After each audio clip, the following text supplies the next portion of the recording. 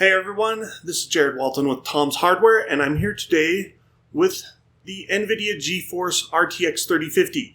This is the XC Black version from EVGA using reference clocks, meaning a 1777 MHz boost clock. And this is the Zotac GeForce RTX 3050 Twin Edge OC. The OC means overclock naturally, and it comes with a boost clock of 1807 MHz. 30 MHz higher, that's a 1.7% increase. The price, $250 MSRP for the reference clock cards, including the Twin Edge. The Twin Edge OC has a $400 MSRP, and we've seen MSRPs for overclock cards ranging from about $330 for the EVGA XC Gaming up to $490, I believe, for the Asus ROG Strix. That probably has triple fans and RGB bling and a whole bunch of other stuff besides. But the point is, if you buy a factory overclock card, all bets are off in terms of pricing. And realistically, EVGA, are they going to sell you a $250 card or put a different VBIOS on the same card, put on a backplate, and sell the whole thing for $330 or more? You can probably guess as well as I can. Overclock cards are going to be the name of the game, and even if you do manage to find a reference clock card, there's a good chance scalpers and other profiteers are going to drive the prices up, and so it's not going to be a $250 card. The good news, RTX 3050 is now Nvidia's cheapest ever RTX card for an MSRP. The RTX 2060 launched 3 years ago with a $350 MSRP. That was then dropped to $300 for the base models like the EVGA XC Black in order to compete with the AMD RX 5600 XT. Both of those cards, incidentally, when you're not running ray tracing games, are faster than the 3050. The bad news, of course, is that prices are going to be higher. There's a ceiling on how much you can expect to pay. The RTX 2060 and the RX 6600 are both selling for around $500, $525 on eBay. So the 3050 should not go for more than that since it's slower than either of those cards, often by quite a bit. How much should you pay? I wouldn't pay more than $350, hopefully less than that. But we'll see what the market dictates, and hopefully supply is good enough that we don't have to pay these extreme prices. You can see behind me, I've got a new test bed. I've also got a gaggle of graphics cards that we've tested for comparison purposes. Everything ranging from a super old GTX 1066 gigabytes. Okay, I know, super old to me, that's 5 years ago, and rather outdated feeling in today's market. Got an RX 574 gigabyte back there as well. Also tested up through the RX 6600. We've got the new RX 6500 XT as well. Spoiler alert, it's definitely not as fast as the 3050, and in ray tracing, the 6500 XT falls flat on its face. But let's go ahead and get straight into the benchmarks. I've got an Alder Lake Core i9 12900K test bed now, and we are going to see how that does with all of these graphics cards. We've got 7 games without ray tracing, and then 6 more games with ray tracing. I have enabled DLSS in quality mode on the RTX 3050 where it's supported. Those aren't going to be factored into the overall rankings on the average charts, but they will show up on the individual game results if you're curious to see how much DLSS can do. Again, spoiler alert, it does a lot more if you're in demanding situations like a ray tracing game. Starting with the overall view at 1080p and medium-high settings, we've got 7 games, and we've averaged them all, and you can see the 3050, both the Zotac and EVGA cards are virtually identical performance. That mild factory overclock does virtually nothing. RX 6600 comes out on top, then the RTX 3060, RX 5600 XT, RTX 2060, and then finally we get to the 3050 cards. Those are about 6% faster than the 1660 Super, which in turn beats the RX 5500 XT 8GB, and then that's about 12% faster than the 4GB variant, and it's also tied with the new RX 6500 XT and the GTX 1650 Super, And then bringing up the caboose, we've got the GTX 1066 GB, the RX 574 GB, and the GTX 1650. Flipping through the individual game results, Borderlands 3 maybe favors AMD a little bit more than the average game that we tested. It is an AMD promoted game, but the overall standings didn't really change at all. RTX 3050 still comes in 5th place and 6th place depending on which model you're looking at, and everything goes down from there. Far Cry 6 running medium quality without HD textures because the HD texture pack would punish the 4GB cards a lot.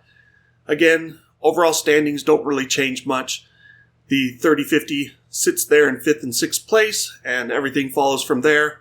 Microsoft Flight Simulator, the Nvidia cards bump up a bit compared to their AMD counterparts, so now the 3060 takes top honors, followed by the 6600.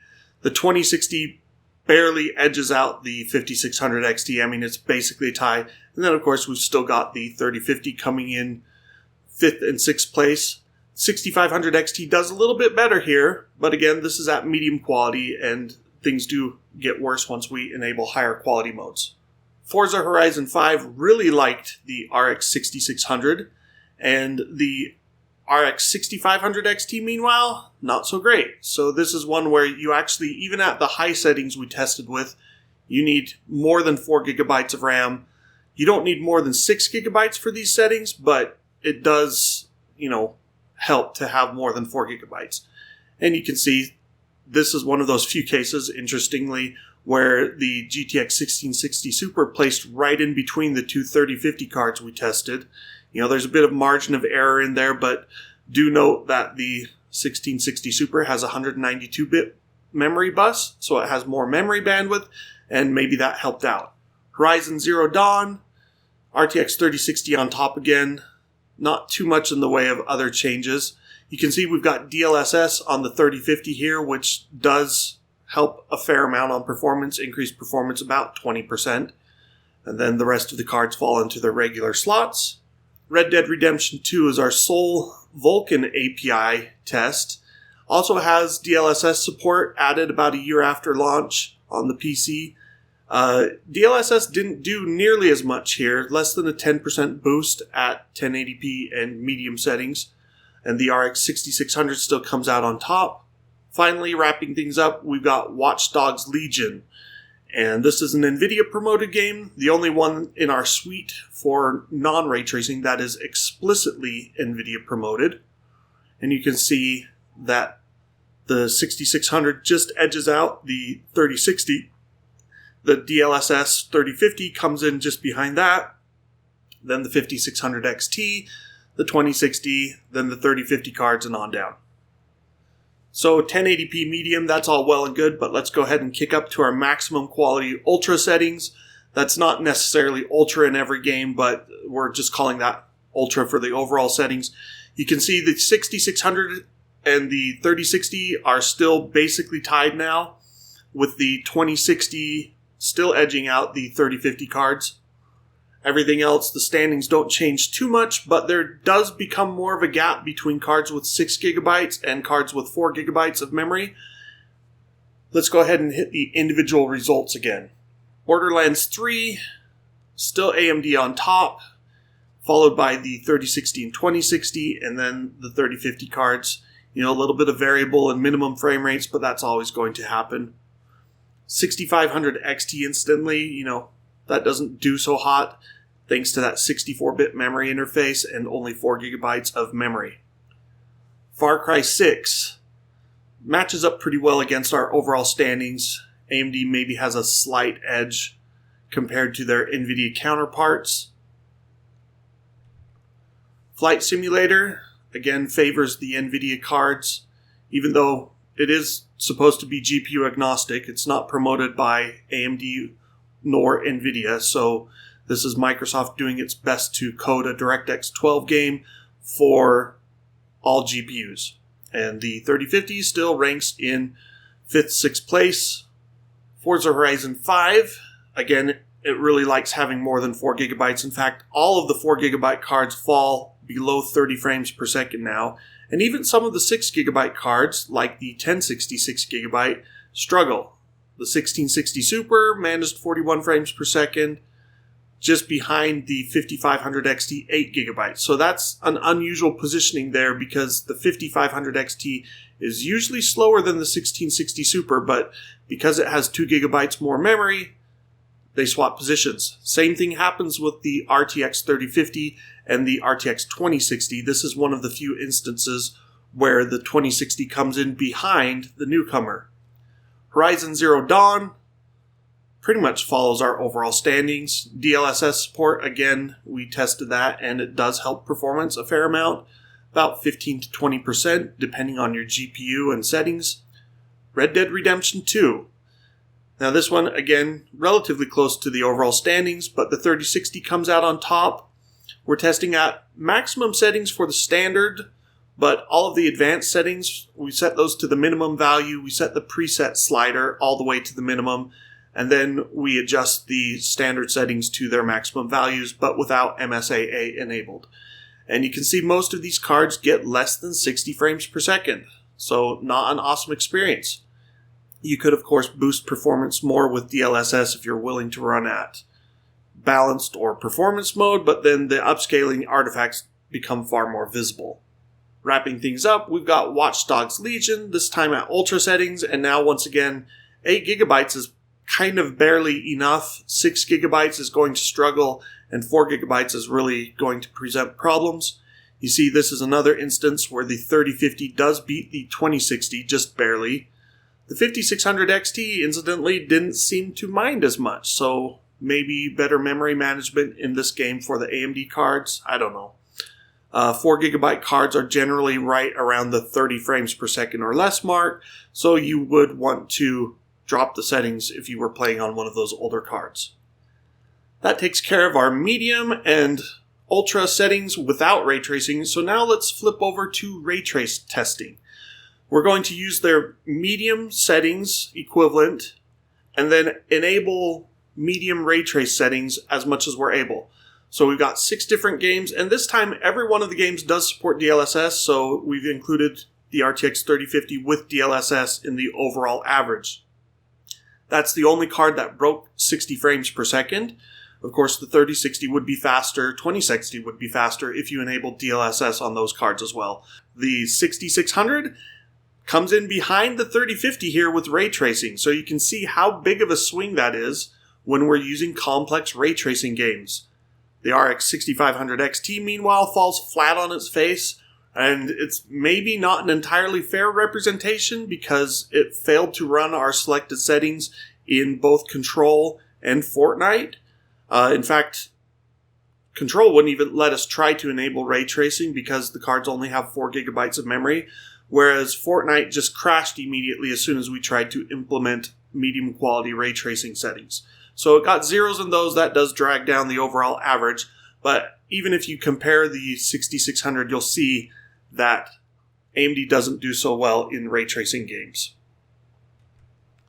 Bright Memory Infinite, running at its normal preset, that's still quite complex. It's got reflections, probably shadows.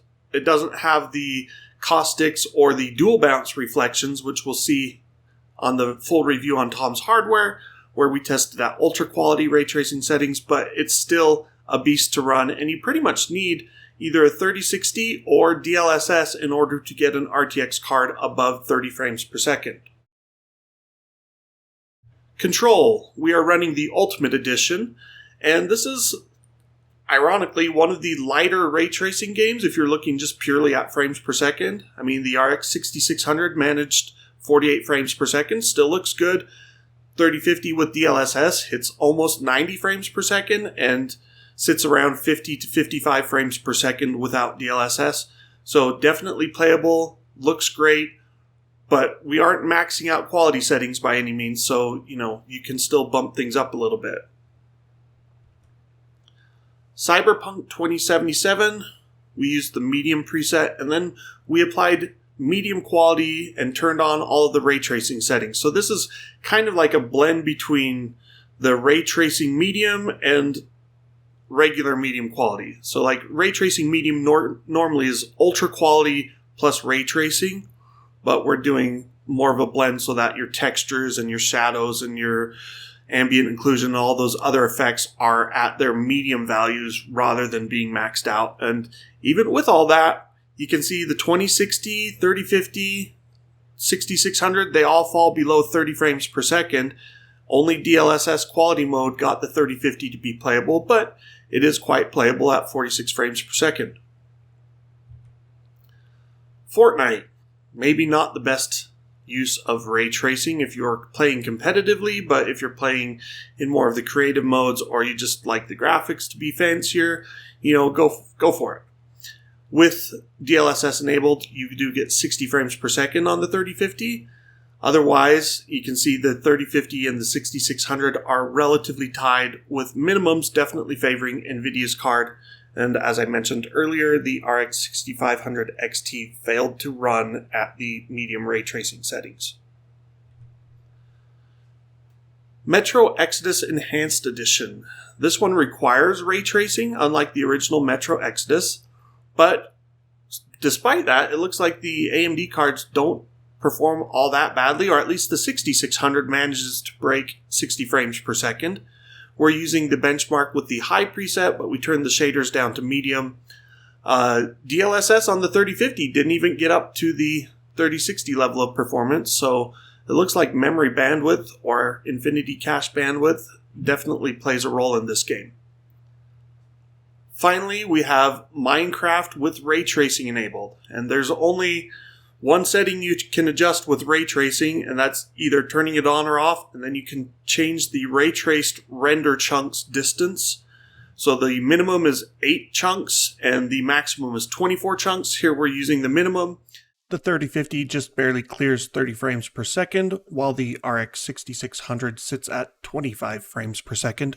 Worth note is that this is full path tracing, so it's not just like doing a little bit of reflections or a little bit of lighting or whatever. This is full global illumination path tracing. At least that's what Nvidia says. And it ends up being quite demanding, as you can see. So Minecraft, regular Minecraft without ray tracing, it runs on smartphones, it runs on potatoes, it runs on everything. Try and do ray tracing though, and you're going to need a lot more hardware. One final thing to touch on before we wrap this up is power use. You can see here that the 3050 cards use right around 120 watts of power. The Zotac came in at 117, while the EVGA card was at 124, and that's in a Metro Exodus loop. Now, interestingly, if we flip over to the Furmark chart, you can see that power use jumps by almost 20 watts for the Zotac card. That's not unusual for Furmark, but the EVGA card stays at a lower power draw now of just 134 watts, so it only jumped about 10 watts. Anyway, these do use more power than the RX 6500 XT, even the 1660 Super, 1066 gigabyte. You can see there's a lot of cards that use less power than the RTX 3050. But overall, it's a relatively efficient and reasonably cool running card. So unless you're really serious about saving every watt possible, in that case, you probably want to look for something like a 1650 that doesn't require a 6-pin power connector. Both of the EVGA and Zotac cards do need an 8-pin power connector, which is, of course, more than enough power since those can provide 150 watts, and then you've still got 75 watts from the PCI Express slot. But however you slice it, power shouldn't be a major concern with any of these cards. And that about does it for our review. EVGA and Zotac RTX 3050 cards tested. Same level of performance, even though they're theoretically different, but you can see how similar they are. You got dual fans, dual slot size, 3 DisplayPort connections and 1 HDMI connection. Metal backplate on the Zotac, no metal backplate on the EVGA card. Overall, I think it'd be a great card if you could get it for $250. It's not massively faster than the 1660 Super that it really replaces in terms of price point, but it is faster and it gives you DLSS support, gives you Nvidia broadcast support, also gives you ray tracing support. I guess technically the 1660 Super does support ray tracing in most games, but it is pathetically slow, kind of like the RX 6500 XT in ray tracing. Anyway, you can read the full review at tomshardware.com. Check out the graphics section in the reviews area, and you can see our full write-up, which also includes 1440p ultra testing and 1080p ultra ray tracing testing. Thanks for watching. Please like and subscribe, and we'll see you next time.